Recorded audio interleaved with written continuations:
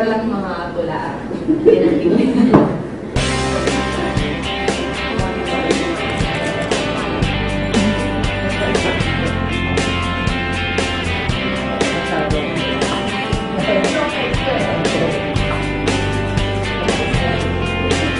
We like catching celebrities in different parts of their career.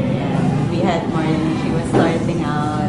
We had Marian during her peak when she was Marimar. Now, parang she's entering a different stage in her career. Like she's shuffling around with different love teams. So it's nice that we're catching her in a different time. And it's nice because she has more things to say. She has iba yung character this time.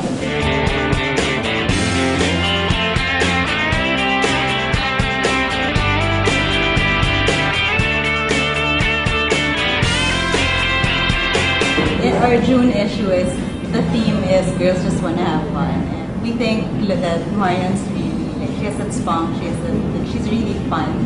In the sense that even when shooting with her, we find that it's very light.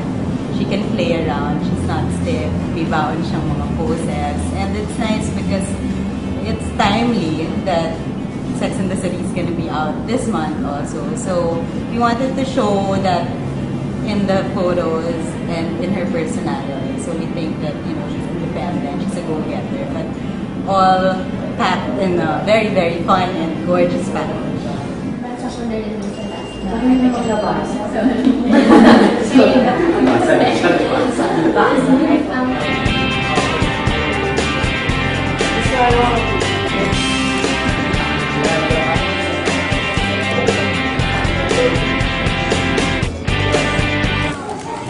Decided to go with a party girl theme, very Sex in the City yung look. So we went with mostly dresses, so party dresses in super bright colors or jewel tones, so that mas colorful, mas fun, and super sexy silhouettes, but a lot of draping, which is very trendy this season.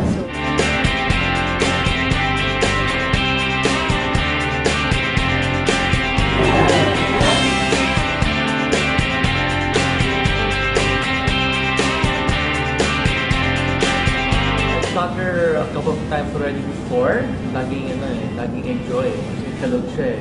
So yung energy level, yung ambiance ng shoot, laging masaya. Party mode eh.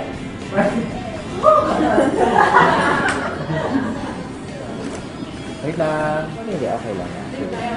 Yeah, okay lang. Okay yan? Balancing ano.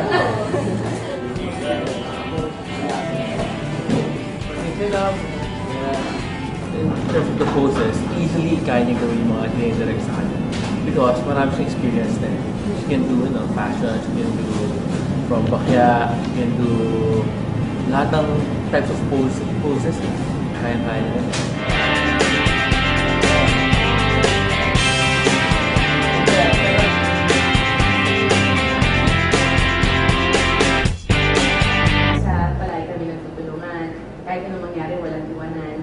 So, siguro sapat na yun para i-describe ko anong klaseng relationship yan. So, bakit wala siya ngayon? Iiwan ka nga. Kasi yung requires na national bookstore!